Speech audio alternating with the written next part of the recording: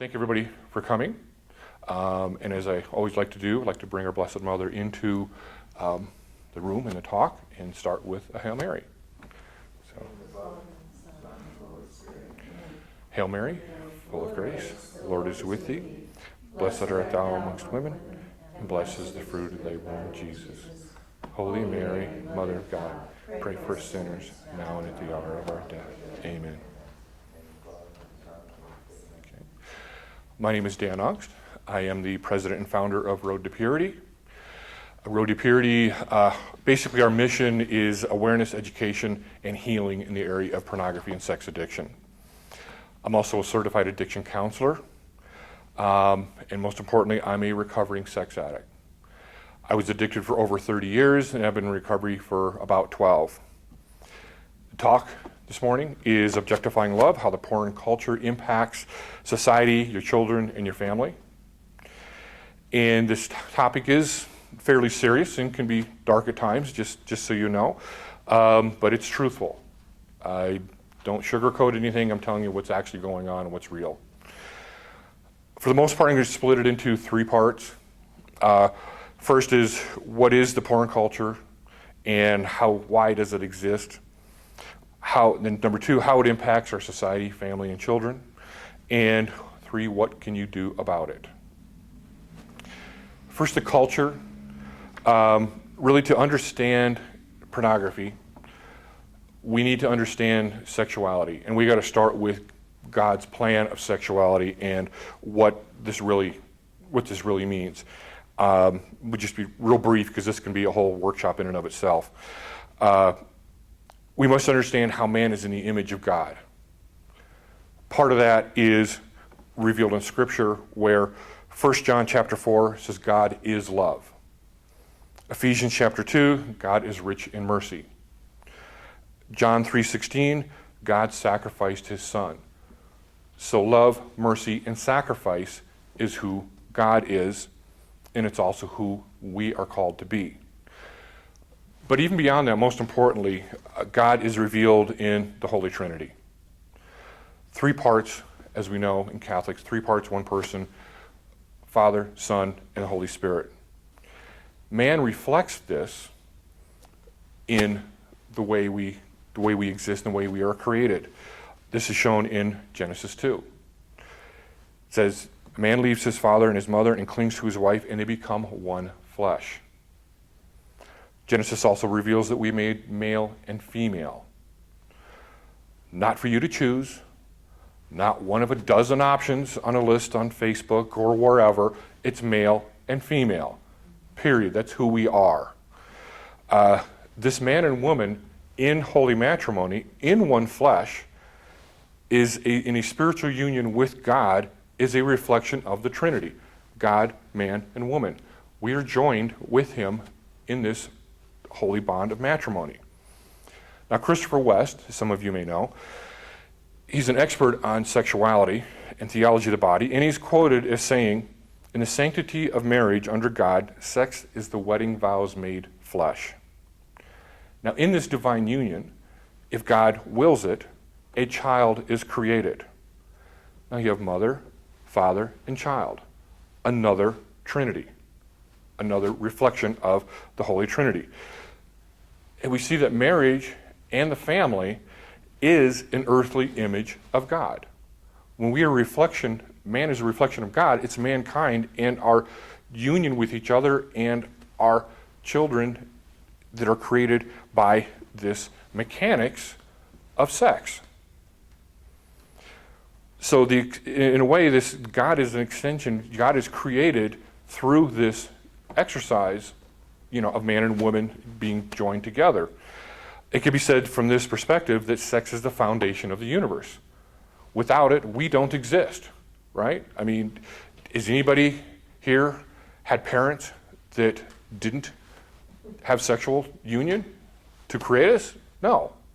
Now, there's scientific things going on and separate, which is a whole different category, but anyway. Additionally, being human in the image of God, we are called to exhibit love, mercy, and sacrifice, as we described who God was. In marriage, Sex is the gift of self. There we exhibit transparency, trust, and vulnerability. And we respond with trust, transparency, and vulnerability. This love, mercy, and sacrifice is the complete emptying of self to our spouse. This is what this is about. And the Holy Trinity is that, the complete emptying of the Father and Son, thus the Holy Spirit. God wants us to engage in this. Sex is a good thing in this framework. He made it intentionally pleasurable for a reason, because he wants us to engage in it. We're created scientifically in this biological design as humans. There's a whole chemical cocktail of dopamine, oxytocin, epinephrine, vasopressin, etc., testosterone, that is designed as a cocktail that's surrounded about the sexual union and what we do. Now, just as a kind of a side note, oxytocin, one of those chemicals, the scientific community has nicknamed that the cuddle drug. It's that bonding feeling agent that we have when we're with our spouses. 1 Corinthians chapter 7, God encourages sex. It says the wife does not have authority over her own body, but yields it to her husband. And the husband does not have authority over his own body, but yields it to his wife. We are one flesh, we are each other's. And it goes further, it says, do not deprive each other except by a mutual consent for a time. We're supposed to engage in this, okay? This is all a gift from God. It's the giving of self. This union, this gift of self and gift of self back from our spouses is the loving embrace. It's the exhibition of love that we have. It's the closest thing we have on earth to the love of God. Now consider our sinful nature. Add Satan and his plans into this. Flip the entire thing on its head. Change one simple thing. Instead of giving, make it take. Take the sinful nature and all we know, and we are all broken. Every one of us are wounded in some way. You don't get out of life without it. It's just part of what happens. Now God created us to love and be loved. We must have it. And when we don't, we will manufacture it and we will accept any counterfeit offered to us. We're so desperate for this love because we're wired for it, we attempt to take love because that's all we know. We have to have it. Even though we can't take love, but we're offered to it. We're given the counterfeit to do it. Now, recall sex as God's ultimate gift to another. When transparent and vulnerable and trusting, the spouse gives to you completely. She yields herself to you, as we just saw in Scripture, and you feel loved. We want to feel loved so badly that we will compromise what we know is God's will to take this behavior in a sinful way. And many times we don't even know that's what we're doing. We don't even know that we're doing this, that it's a sinful way, or we know that it's sin, but we don't know that we're trying to take it. But we have to have it. Now, prostitutes have capitalized on this since the beginning of time. They know this is what we want. We have to have it. In comes pornography. Now, just to give a brief history, porn began to explode, for the most part, with the Playboy in 1953. Sexual revolution was in the 1960s. High-speed internet was introduced into early 2000s. 2007, the iPhone was introduced. 2007, Pornhub, the world's second largest porn developer, was founded. Consider back in 1951, 2 years before Playboy. Look at the Lucy show. Married couple, twin beds. You would only see them fully clothed, sitting on each separate bed with their feet on the floor. That's as close as you would get. That was in 1951. Less than 50 years later, according to a study by the Kaiser Family Foundation, there are 143 incidents of sexual behavior on primetime network TV each week. Not cable, not pay-per-view, prime time network TV. 90% of these situations are between unmarried people. What are we being taught? Abortion has been legalized in the US. Abortion has been accepted as, and defended as a form of birth control. Babies are not created by God. They're an inconvenient byproduct of our right to pleasure. It's a whole different perspective. Sex is not a gift from God, it's something to be taken. Now, this is revealed in the fact that 88% of porn demonstrates physical aggression. This is taking love or attempting to. This is not a gift in any way. This is a gift to self, not a gift of self. Pornhub reports an average of 120 to 150 million visitors daily worldwide. The total porn user base is estimated at 300 to 400 million users daily. God has been removed from the schools and government. God is prohibited to be part of sex education in schools, in most of them. And Catholic schools not, but the public schools, yes. Even though the act of procreation represents his life, his love, his gift to us, and children resulting from it expand his kingdom. But no, wait a minute, children are not from God, they're a byproduct of our pleasure. What this results into is 50% of men and 20% of women would anonymously say they're addicted to pornography. Now, this is a 10-year-old stat. That's much, much higher than that now. 67% of men 18 to 35 engage in porn weekly. In 2013, 30% of all data across the internet was porn related. And you know how much data is going across the internet. Now, there's all of these statistics out there. We don't know who created them. We don't know the demographics of how they were done for the most part, but they're reported. And they're pretty consistent, so we know they're factual within reason. So we at Road to Purity wanted to have something that we had control of to know what the results were and had a controlled group that we would interview. If anybody of you are familiar with Focus that's on campuses, the Catholic University students, they have a conference every year called Seek. It's in different places. There's about 10,000 college-age Catholic students at this conference. They're there for a week. They're going to talks, there's adoration, there's daily mass. It's a very educational, holy place, a great place for these young Catholic men and women to go. So we did a survey around the area of pornography. We got about 500 of them to participate.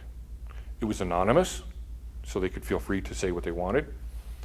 There was a whole bunch of questions, but one in particular was a question of, do you feel that you are addicted to inappropriate sexual behavior? Now, we defined that, to make it clear, as pornography, masturbation, hooking up, or casual sex, or anonymous sex. So knowing that that was the definition of it, we interviewed these 500. The results we came back with, and remember what the audience was, 88% of the young men and 81% of the young women said yes. These are Catholic college-age students going to Mass regularly, going to this conference for a week, and this is what we're experiencing. And we think it's, a small group of people. It happens here and there, and it's growing, but it's not that big a deal. We've had the statement that said, probably none of us here are really involved, but some of us, 88% of the young men and 81% of the young women. That's staggering. That just blows, our mind. These other stats that we're talking about, 50% of men, 20% of women. What about the non-Catholic, the non-religious young people, the secular ones that don't have a faith? Where are we at with those? Now, one of the other problems is that porn is progressive by nature because of the chemicals and so forth. It's actually a dress rehearsal for prostitution. And I will say I have personal knowledge and experience in this. If you heard my talk yesterday, you know what some of that details are. Luca Gilkerson of Covenant Eyes is quoted as saying that porn is a digital prostitute. And there's some data that kind of shows some of this as well.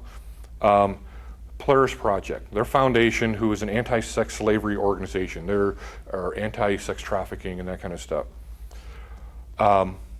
They report that there are over 9,000 illicit massage parlors in the United States, effectively whorehouses.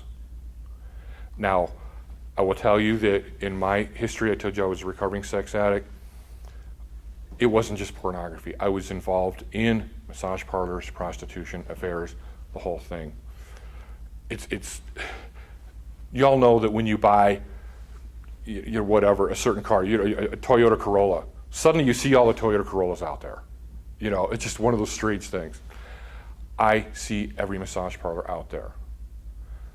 I can tell by looking at them if they're legitimate or not, just from the outside. I know what I'm looking at, okay? And there's certain ways to search for them. There's certain information, certain data that's still available that I've researched and found, and this is accurate. Right here in Colorado Springs, there's at least 100, 150 of them. This number of massage parlors has increased by over 400% in the last 15 years. This coincides with the explosion of pornography. Pornography's exploded. The demand for physical expression of it has exploded. Prostitution and escorts. From 1950 to 1990, this is a report from the U.S. Justice Department as well as this Polaris Project Foundation.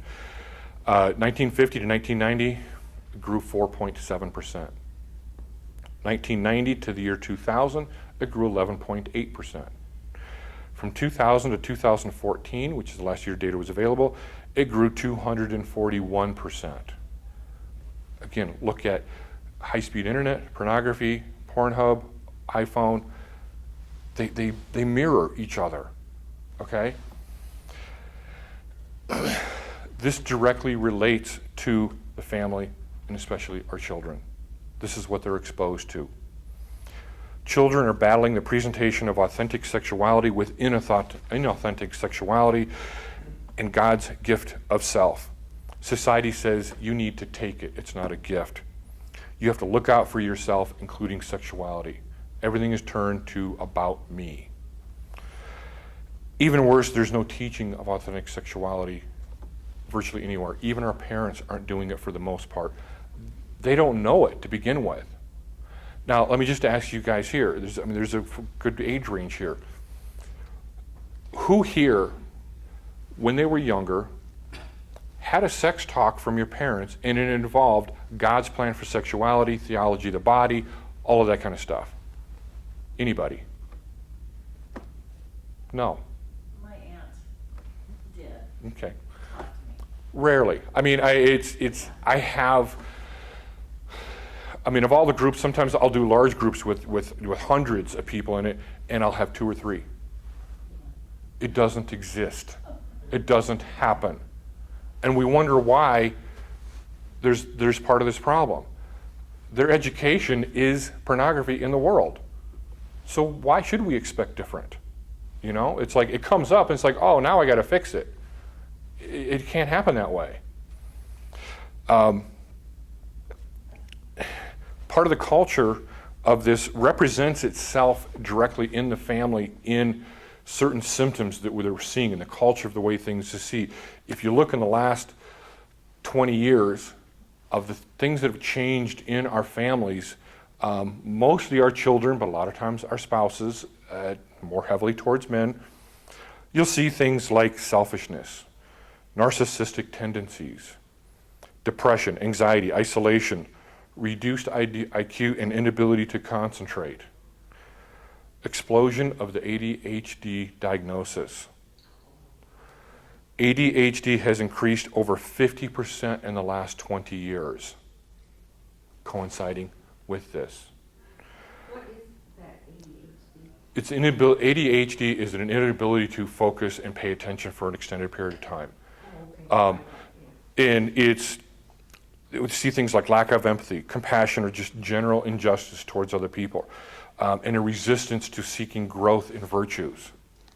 All of this has happened. I'm sorry, Dan. Yeah. Is this adults with it? Are you- All of it, children and adults. Yeah, the children and adults are experiencing this. This is one of the things that you can see when you're changing. It's some of the symptoms you can see, especially with kids, when this begins to happen. Suddenly their personalities begin to shift towards this direction. Something is driving it. Now, one of the things is that with pornography, the average time spent on a scene is 18 seconds. So you look and you change. You're looking for that right thing. You're training your brain to look for something else, look for something else. You're not focusing, you're not paying attention. Now, one of the things that, I'll just talk about it now, one of the side effects is porn-induced erectile dysfunction, okay? The age was much later, and I think I get to this later, but I'm going to get to it now anyway. The average age was like in the 50s or something of erectile dysfunction in men. This is, in the 80s and 90s and whatever. Today, the average age is closer to 30. You hear all of the ads on the radio of these sexual performance places you can go to help with sexual dysfunctions, and also they wouldn't be there if there wasn't a market for it, right? I think the problem is much worse than we even know. What 14-year-old or 16-year-old is going to go to their mom or dad and say, "Mom, I was with my girlfriend and I couldn't perform"?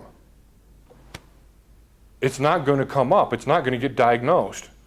So I think that statistic and that factor is hidden. So I think it's worse than we actually know. I mean, it's clear that porn has become mainstream in our society and changed radically our sexuality and what we're doing. TV, entertainment, they're all suppressing God in our culture. Gender behaviors, learning disorders, and all these kinds of things are being reflected in our society. And I think a lot of this is fueled, not exclusively, but a lot of it is fueled by pornography. The explosion of what's going on with it. Essentially, porn is a perversion of authentic intimacy and authentic sexuality that God designed. Plain and simple, pornography, though, is a spiritual disorder. Satan is the architect of this disorder. It's the weapon of perversion and just the perversion of this disorder. He preys on the lonely, the stressed, and the hopeless. Now, is anybody here in the last 5 years not felt lonely, not felt stressed? Nobody? So you take all this into consideration, and then you look at the fact that last year with COVID, March 1st last year, in the COVID timeline, porn use jumped 50%. Some countries around the world have jumped as high as 78%. The isolation. Other things like drinking and drugs and so forth, yes, but the isolation just skyrocketed this use. Pornhub, in last March, began making their premium content free to the citizens of Italy, who was one of the hardest hit early on. What? In this statement from Pornhub, this is, I think it was a CBS News article, Pornhub is making our premium content free to the citizens of Italy in an effort to keep them company during these difficult times. What is this? What are they doing here? Okay, Tell me this is not a problem. You know, this is, I can't even. So, I know. So this has happened in just in the last few decades. Society, it's plummeted. It's incredible what's happened. But anyway, you get the picture. It's a problem, okay? And not just a little problem. But what do we do? What do we do about this? We need to start young with our kids. Grandparents, parents, I have it for those of you that can be here Saturday morning. I have a talk on how and when to talk to your kids about pornography. So bring people. Start young. Theology of the body. There's some great products out there. Monica Ashour, I'll give her a plug. She has some great books for young people. There's one called TOB for toddlers. It's a great book that starts talking about people and their young kids. This is my body, and it is good, and I'm a girl, and it teaches them positive things about God and whatever with their body and who they are. So it's a good way to get started, at least, in connecting themselves, their person, their body, to God and creation. And you start there. You start forming with that. Now, there's Theology of the Body for teens and for middle schoolers, programmed by Christopher West. He's got CDs out there, books that are great materials to do. You can go on YouTube, find stuff from Jason Everett, Christopher West, Matt Fradd on this topic. Review it as parents, look at it, see what's appropriate at different ages for your kids or grandkids. Get them educated on chastity, on theology of the body, understanding what this is. Now, I'll share a little story with you on myself. Like I said, I was addicted for over 30 years. You know, I shared a tiny bit of what I did, was involved in. I had spent an hour yesterday talking about it. I went through all this. I went through counseling, learned a lot about myself, developed a relationship with Christ, got refocused in the right direction. I then just started discovering some theology of the body. I learned a little more about what I was supposed to be doing or whatever. Then I got Christopher West's Theology of the Body video program. It was like 6 hours, I think, or something. So I sat down and watched it all. This whole 6 hours, I'm sitting here going, are you kidding me? What? Holy crap, I can't, what? It blew my mind what this is really about. And it created a whole new understanding of this whole problem. What is the truth? How are we created as God? What our holiness is? How holy sex is within holy matrimony, and we're expanding God's kingdom and this whole thing and what we're about. And Satan's just out there, wants to destroy everything. So he's taking the one thing that we can co-create life with, we can unite with God with, we are made one in flesh with this. He's attacking that and to destroy it. Take the gift of self and making us take it. Instead of giving for life, we take for death. It's not a big change. Take instead of give. It's a small thing just to pivot. But it's between life and death. It's amazing at how simple this one thing is, but yet on his end, how ingenious it is to destroy all of this and play on our need for God, our need for acceptance, our need for love, and just twist that because he knows all of our parents, all of our peers, they all aren't perfect. We need perfect love, and we're looking for it from imperfect beings, and we can't get it. And we need to be taught where to get it. And without that, we're going to fail. Continue on this with all ages. Talk with compassion. Not judgment or anger or condemnation. When, and I say when, not if, because it will happen, when your kid stumbles into porn, first, if there's an openness and a conversation ahead of time, that they can see it and they can bring it to you and say, Mom, I just saw something This is what we talked about, right? It's oh, don't be looking at that, that's bad. Well, you don't want to teach them that sex is bad.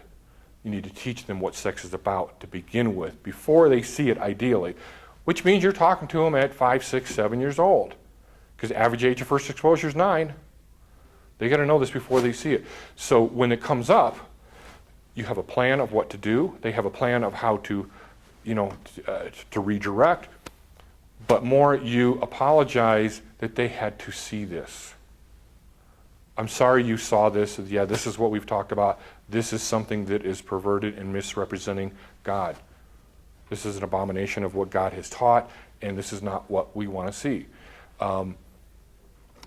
What we want to have happen, ideally, is, it's kind of graphic, but imagine you witness a car accident and somebody flies from the car. You're horrified. This is like, I can't look. I don't want to see this. You want the child to be aware and educated enough to where when they stumble into porn, they see it, they react like the car accident. Like, whoa, I don't want to be seeing this. Because they're horrified and they're affected in that way. They don't want to see this. They want to turn their head. They know that this isn't, I shouldn't be seeing this, because they know it's opposite of what they've been taught. But they have to be taught first. And again, this misinformation, with the way we react, can teach kids that sex is bad when it's actually good in God's framework. Some of the other action items that we can do is some practical steps is limit time on electronic devices. They don't need to be, 10, 15 hours a day screen time. It just doesn't need to happen, okay? When you go to bed, you put your electronic device to bed, on the kitchen counter, charging overnight or something. They don't need to be in the bed with you. I'm sorry, your friend texts you at 11 p.m. or 2 a.m., they can wait till the morning for you to respond. It's not a matter of life and death. If your house is burning down, I hope your smoke alarms have batteries. You'll be taken care of. Nothing else is that important, okay? They can wait. Pray together with your kids in the family together about everything in general, and even some aspects of this. Keep computers in open, visible areas. They don't need to have their laptop in their room with the door closed, away from everything. They just don't need to have the accidental exposure in that way, or get into it and want to keep it that way. And this is even a good idea for parents, fathers, whatever. I mean, because as men, we struggle as well. So if at all possible in your house, have your computer, homework station out in, family room or somewhere, a den where the doors are open or the glass doors or whatever, someplace where it can be seen. No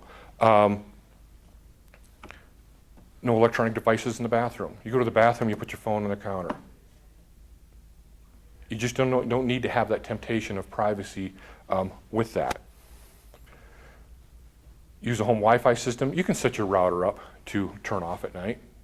Now granted, most devices have good internet, cell signals, so that doesn't always work, but depending on, what the situation is, you can do that or require filters on devices, even dads and moms, filters on all the devices that limit contact. But more importantly, what I like is that Covenant Eyes, which creates a report for a partner or more than one. You can see activity of where the person has gone, what they've done. And it will report something. You can set a level of maturity level on it to where it'll invite, you should review this report, or this report's fine, or whatever. But you can take a look and see that what they've looked at or where they've gone. You don't see all the data and everything they do, but it'll have like little blurred screen images that, this is a risk thing. You should take a look at this, and you can click further to find out more data as it's a flag. And it will also report when they go off of their main browser into the private browser. And you can say, well, why did you go to the private browser that doesn't record information? There's no need for that. But it'll flag that they happened. It won't see where they went, but it'll flag that it happened, and you'll know that they went to their private browser, or different browsers call it different different names. And I say too, remember that kids under 18 have privileges, not rights. They earn the privilege to do certain things. They don't automatically at 15 say, well, I have the right to have a phone and have my privacy and you can't look at it. No, you don't. If they stumble into porn, create a safe environment for them to say something, so their relationship, they can discuss it, and you can calmly discuss what to do, what happened, how they can avoid it, and so forth. Or if they saw it at a friend's house, whatever. If it's a habit or a compulsion, and you find out that something's going on after the fact, get help. Look for professional help, get professional information. Don't try to do it alone for the most part. It's so difficult to just it's not, for the most part, it's not just a willpower thing. I can tell you that firsthand. As well as so many people that I've done counseling with, I do small groups and those kinds of things. It's not a pray it away, try harder. That doesn't work. It's a whole different process. There's a different reason of what's going on. There's an addiction for a reason of what's happening. And it's with the dopamine process. It's one of the chemicals that happen when you look at pornography. The dopamine receptors, or the dopamine, is spiked beyond normal arousal with a person or whatever, but it's spiked to an unnatural level. It's so high that the dopamine receptors begin to shut down in the brain. So you need more risky and more radical images, and more frequent, to get the same pleasure that you had to begin with. That's part of what fuels the progressiveness of it and the eventual possibility of acting out physically. It also fuels the violent side of it. It's a drug, and you become a drug addict. Porn addicts are drug addicts, plain and simple. They're addicted to the dopamine. Now what happens too is that dopamine, which is responsible for all pleasure, all things that we do, all enjoyment that we have, the brain remembers what brings enjoyment and positive, even food. I know where to get water because it nourishes me and it tastes good, or whatever. With the dopamine and the receptors being shut down, it numbs and dulls everything. So one of the other side effects, and I talked about this earlier, is some of the withdrawal. And you'll see this in young people, but it's something that women can be more attentive to their spouses, their husbands, when suddenly they don't find enjoyment in anything. Oh, I don't. You go to a soccer game. I'm going to stay home. Start looking for reasons to stay home alone, opportunities to be home alone. That's a red flag. They don't seem to enjoy anything. They go, oh, we'll go bowling. Okay, that's fine. They used to really get excited about that. Now they just go because the family's going. Nothing is happy. Nothing is enjoyable anymore. The dopamine receptors are suppressed, and they're shut down, so they don't have enjoyment. It's just everything is dulled. Their whole life is dulled and numb, and that's a red flag when you begin seeing that in your kids and your spouse and whatever. It's something that you can pay attention to or consider that as a red flag. So anyway, that's what I have, but I will share a couple of things too. we got a table out here in front, right in the main area in front of the grand ballroom. We've got books and so forth. I have my One Addict to Another. It's my full story, and it's if you were at the talk yesterday, it's that plus more. And it's a kind of telling book. It's revealing, honest, and truthful. And then, as I talked about recovery programs, there's a program here called Restoring God's Foundation that I created. It has an imprimatur on it from the Archbishop in Denver. It's a 35-week program, sexual integrity program, that originally is designed for small groups. These books are designed for the small groups, but you can do them independently. There's also an access card in here for our online independent study program, which has taken this mildly and made it to be independent use, not a small group. But a lot of people like the books and stuff as well. A couple of prayer cards thrown in here. The independent study version on our website normally is $99. The books are normally $25 a piece. There's 2 here for 3 phases, a couple of prayer cards. So it's $150 value. We're selling them here for $40. So if you or somebody else, want this. Now, this whole program is also being used at St. John Vianney Seminary with the seminarians that are struggling. There's dozens of parishes nationwide that are using the small group program. We have hundreds of people doing the online course. So there's a couple of great resources. Plus, we have some other prayer cards and a lot of stuff too as well. But I have a talk tomorrow, which will be kind of a spin-off of today. If sex is so good, why is porn so bad? Saturday morning, how and when to speak to your kids about pornography. And Saturday afternoon is a breaking free recovery workshop that is not necessarily geared for people who are battling, though they're invited. It's them, and if anybody you know or think is struggling, to get a perspective of what's the nitty-gritty of actually getting through this. What do you really need to do? And a lot of it is, I'm going to skim through some of this material and tell you what the process is, because it's putting filters on devices is 10% of the answer. It doesn't solve the problem.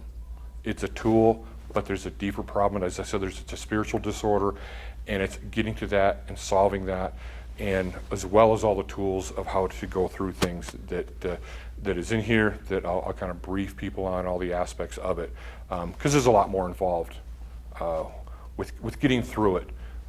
If it's 1 or 2 times you've seen it, I got to stop. That's one thing, but it very, very quickly gets addictive. Young minds are 4 times as likely to become addicted as those that are 25 or 30, because of the soft brain tissue in their brains. Their neural pathways are developed really quickly, so they get addicted so fast to this. We're a nonprofit organization, which means we don't have any money and we need some.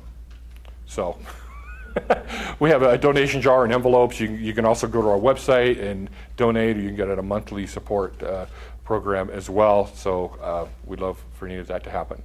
But that's what I have. So if you guys have questions.